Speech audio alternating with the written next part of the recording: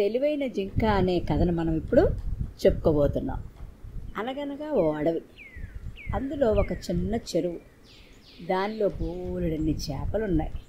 వాటిని తింటూ ఓ ముసలి అక్కడే ఉంటుంది. దాని భయానికి అక్కడికి ఏ జంతువులు వచ్చేవి కావు. ఆ చెరువు దగ్గరలోనే ఒక పీత నివసించేది. మొసలికి అది స్నేహితుడు. రోజు చేపలు తిని మొసలికి వెగట పుట్టింది. తనకు వేరే ఏదైనా ఆహారం దొరికేటట్లు చూడమని పీతగా చెప్పింది. ఆలోచిస్తే పీతకు ఒక ఉపాయం తట్టింది. నువ్వు ఒడ్డుపైన చచ్చిపోయినట్లుగా పడుండు, నేను వెళ్ళి అడవిలోని జంతువులన్నింటికీ నువ్వు చచ్చిపోయావని చెప్తాను.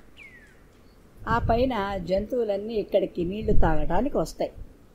అప్పుడు నీ ఇష్టం వచ్చినట్లు జంతువులను పట్టుకుని తింటూ ఉండవచ్చు అని చెప్పింది. ఓహో, నీ సలహా చాలా బాగుంది అంది మొసలు. పీత వెంటనే అడవిలోకి వెళ్ళి, మిత్రులారా, చెరువులోని మొసలు చనిపోయింది, మీరిక ఎటువంటి భయము లేకుండా వచ్చి నీళ్లు తాగవచ్చు అని చెప్పింది. దాని మాటలకు జంతువులన్నీ నమ్మాయి.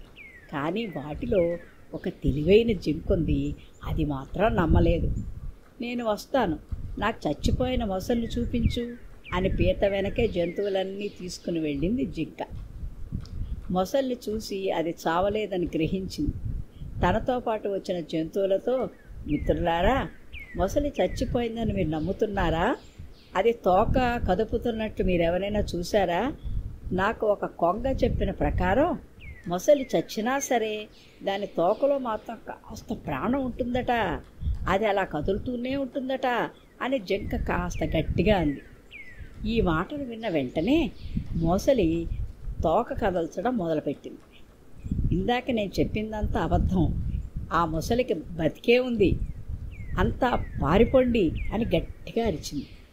జింక వెంటనే మిగతా జంతువులన్నీ అక్కడి నుంచి పారిపోయాయి.